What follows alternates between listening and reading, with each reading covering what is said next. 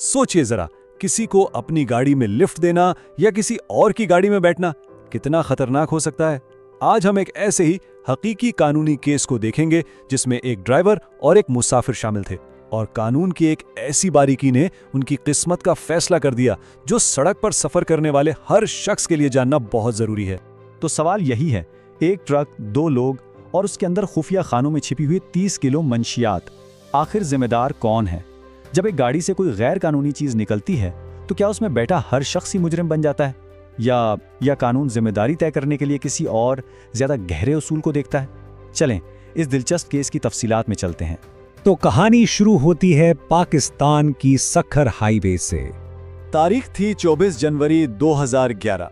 देखने में तो एक आम सा दिन था, लेकिन ये दिन 2 लोगों के लिए एक ऐसी लंबी कानूनी जंग का आगाज था जो एक दहाई से भी ज्यादा चलने वाली थी।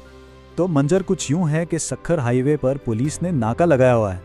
उन्हें एक खुफिया इत्तला मिली थी और वो बाड़ियों की चेकिंग कर रहे थे। तभी उन्हें एक ट्रक आता हुआ दिखाई देता है। पुलिस ने ट्रक को रोकने का इशारा किया, लेकिन ड्राइवर ने क्या किया? उसने रुकने के बजाय स्पीड और बढ़ा दी और भाग निकला। जाहिर है पुलिस ने पीछा किया और आखिरकार ट्रक को पकड़ ही लिया। अंदर देखा तो 2 लोग थे, ड्राइवर गाजी खान और मुसाफिर की सीट पर बैठा था मिर्जा खान। पूछने पर उन्होंने बताया कि भाई हम तो सिर्फ किन्नू यानी ऑरेंजेस लेकिन कराची जा रहे हैं। लेकिन जब पुलिस ने ट्रक की तलाशी शुरू की तो किन्नू की आड़ में एक बहुत खतरनाक राज सामने आया। ड्राइवर के कैबिन में खास तौर पर खुफिया खाने बनाए गए थे और उनके अंदर से क्या मिला? 30 पैकेटों में 30 किलो चर्स, भारी असला और बारूदी मवाद भी।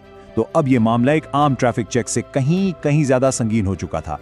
तो यहां से शुरू होता है अदालत तक का सफर। और ये कोई छोटा मोटा सफर नहीं था, ये एक दहाई से भी लंबी कानूनी जंग थी। जरा इस कानूनी जंग की तवालत का अंदाजा लगाइए। 2011 में गिरफ्तारी हुई, अगले ही साल 2012 में मकामी अदालत ने दोनों को उम्र कैद की सजा सुना दी। फिर 6 साल बाद 2018 में हाई कोर्ट ने भी सजा को बरकरार रखा और आखिरकार गिरफ्तारी के पूरे 12 साल बाद 2023 में जाकर ये केस सुप्रीम कोर्ट तक पहुंचा। अब आते हैं सुप्रीम कोर्ट की कार्रवाई पर। यहां आकर अदालत ने कुछ ऐसे बुनियादी कानूनी सवालात उठाए जिन्होंने पूरे केस का रुख ही बदल कर रख दिया। सुप्रीम कोर्ट में मुल्जिमानों के वकीलों का जो सबसे बड़ा पॉइंट था, जो उनका दिफा था, वो ये था कि इस्तिगासा के जितने भी गवाह हैं वो सब के सब पुलिस एहलकार हैं, कोई आम शहरी, कोई प्राइवेट गवाह है ही नहीं। तो उनका कहना था कि ये मुकदमा तो बनाया गया है, ये मनगढ़ंत है। लेकिन अदालत ने इस दलील को नहीं माना। उन्होंने नजीर अहमद केस का हवाला देते हुए एक सीधा सा उसूल वाज़ेह किया कि पुलिस की गवाही को सिर्फ इसलिए रद्द नहीं किया जा सकता कि वो सरकारी मुलाजिम है। हाँ, अगर ये साबित हो जाए कि उनकी कोई बदनीयती थी या मुल्जिमान से कोई जाती दुश्मनी थी तो और बात है, लेकिन इस केस में ऐसा कुछ भी सामने नहीं आया। और यहां आकर केस का पूरा फैसला एक बहुत अहम कानूनी तसव्वुर पर आकर टिक गया। कंस्ट्रक्टिव पोजेशन, उर्दू में इसे कब्जाए हुक्मी कहते हैं। इसका मतलब बहुत आसान है।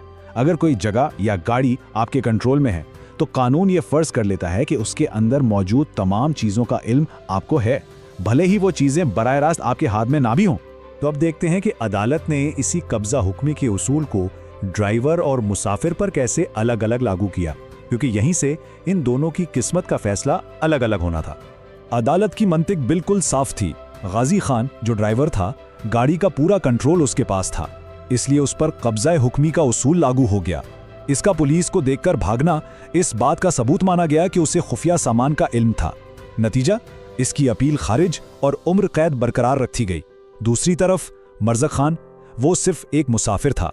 अदालत ने कहा कि एक मुसाफिर को तब तक जिम्मेदार नहीं ठहराया जा सकता जब तक ये साबित ना हो जाए कि उससे गैर कानूनी सामान का इल्म था। इस्तिगासा ऐसा कोई सबूत पेश नहीं कर सका, लिहाजा मिर्जा खान को शक का फायदा देते हुए बरी कर दिया गया। लेकिन इस बरियत की एक बहुत भारी कीमत थी। अपनी बेगुनाही साबित होने तक मिर्जा खान अपनी जिंदगी के 15 साल जेल में गुजार चुका था। ये उस तवील कानूनी अमल का एक बहुत ही तकलीफ दे इंसानी पहलू है। तो आखिर इस पूरे केस से हमें क्या सबक मिलता है? ये सिर्फ कानूनी तफसीलात के बारे में नहीं, बल्कि इसमें हम सब के लिए एक इंतबा, एक वार्निंग भी छुपी है।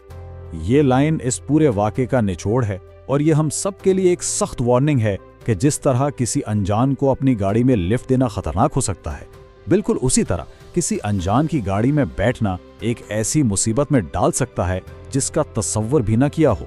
बिल्कुल वैसा ही जैसा मर्ज़क खान के साथ हुआ। तो आखिर में यह सवाल रह जाता है कि कब्जा हुक्मी के इस कानून को जानने के बाद अगली बार किसी की गाड़ी में बैठते हुए या किसी को अपनी गाड़ी में बिठाते हुए क्या उसमें मौजूद सामान के बारे में 2 बार सोचा जाएगा? Legal Bridge LLP, your bridge to justice. Protecting your future every legal step of the way. Contact us today.